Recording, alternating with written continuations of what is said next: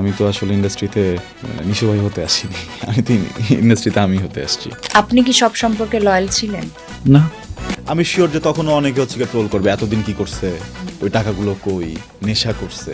300 audition থেকে বাদ পড়া একটা মানুষ, এই নিকেতনে বিভিন্ন হাউস থেকে বাদ পড়েছে।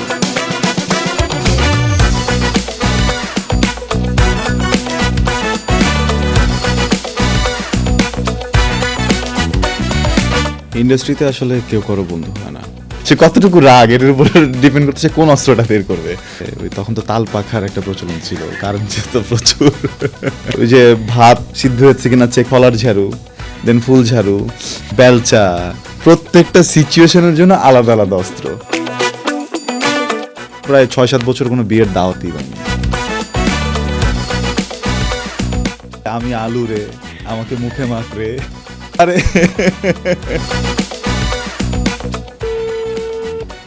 ওয়ালাইকুম আসসালাম বন্ধু, তুই কই? আচ্ছা শোন, আমি তো এই যে ঢাকা কলেজের দিকে একটু ঝামেলায় পড়ছি, দাঁড়া।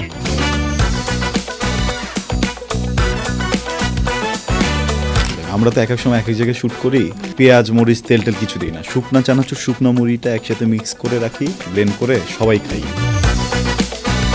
মাকসুদ ছেলেটার নাম, যে আমি তোমাকে 1000 টাকা দিব, তুমি আমাকে 3টা প্যান্ট দিবা। এখন কত করে পড়ছে এটা ম্যাটার করে না,